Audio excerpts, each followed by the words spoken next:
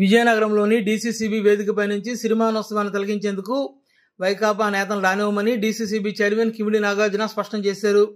ఆయన మీడియాతో మాట్లాడుతూ అహంకార ధోరణి సరికాదని, తాను డీసీసీబీ సంస్థ చైర్మన్గా ఉన్నట్లు గుర్తు చేశారు. 30 ఏళ్లుగా డీసీసీబీని నాశనం చేశారని, తాము వచ్చాక ఆ వ్యవస్థను గాడిని పెడుతున్నామన్నారు. మళ్లీ ఎలా వస్తారని ప్రశ్నించారు. ఈసారి తెలుగుదేశం పార్టీకి అవకాశం రావడంతో పీఏసీఎస్ అధ్యక్షులు డీసీఎంఎస్ చైర్మన్తో కలిసి తామంతా కలిపి సిరిమానోత్సవం వీక్షిస్తామన్నారు.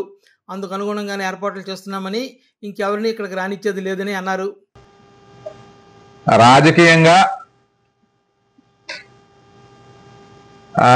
అపోజిషన్ వాళ్ళు ఎవరైతే ఉంటారో వాళ్ళందరి మీద కూడా సందర్భం వచ్చినప్పుడు రాజకీయ పరంగా, అభివృద్ధి పరంగా, పార్టీ సిద్ధాంతాల పరంగా ఎన్నో ప్రెస్ మీట్లు ఇప్పటి వరకు పెట్టడం అయితే జరిగింది. కానీ ఈ రోజున సందర్భం కొంచెం డిఫరెంట్గా ఉంది. అదే రకంగా ఈ రకమైన పరిస్థితిలో ఒక ప్రెస్ మీట్ పెట్టాల్సిన అవసరం వస్తుందని అయితే నేను అనుకోలేదు. మీ అందరికీ తెలిసిన విషయం, గత 30 సంవత్సరాలుగా డీసీసీబీ అనే వ్యవస్థ కాంగ్రెస్ పార్టీ కింద కానీ లేదా తర్వాత వైఎస్ఆర్సీపీ చేతిలో కానీ ఉంది. మరి ఈ జిల్లాలో ఉన్న వైకాపా నాయకులందరూ కూడా డీసీసీబీని వారి సొంత సంస్థ కింద మార్చుకున్నట్టుగా వాళ్ళు ఫీల్ అయి ఉంటారు.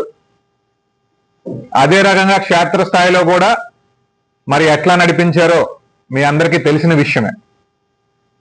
అందరం కూడా గుర్తించాల్సింది ఏంటంటే, డీసీసీబీ అనేది ఒక సహకార సంస్థ. డీసీసీబీ అనేది ఒక గవర్నమెంట్ ప్రాపర్టీ. ఈ రోజున బొత్స సత్యనారాయణ గారు అక్కడ ఎమ్మెల్సీ కింద ఎలాగైతే ఉన్నారో, ఇక్కడ డీసీసీబీలో నేను ఒక చైర్మన్ గా ఉన్నాను. చాలా కాలం తర్వాత తెలుగుదేశం పార్టీకి ఒక అవకాశం వచ్చిందన్న సంగతి మీ అందరికీ తెలిసిందే.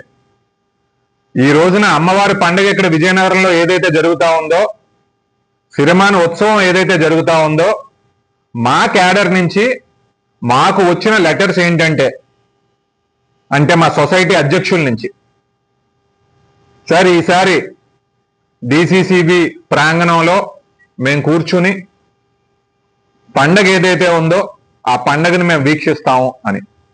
దానికి మేము సరేనండి, దానికేముంది, సొసైటీ అధ్యక్షులుగా ఎవరైతే ఉన్నారో ఈ 94 అధ్యక్షులు కానివ్వండి, మరి డీసీఎంఎస్ చైర్మన్ గంప కృష్ణ గారు కానివ్వండి, వారు ఎవరైతే ఉన్నారో వీళ్ళందరూ కూడా ఈ సహకార రంగానికి సంబంధించి ఈ రోజున ఉన్నటువంటి ఇన్ఛార్జెస్ కాబట్టి దానికి ఓకే అని చెప్పి మేము చెప్పాము. అదే రకంగా మా ఏర్పాట్లు కూడా మేము చేసుకుంటున్నాం.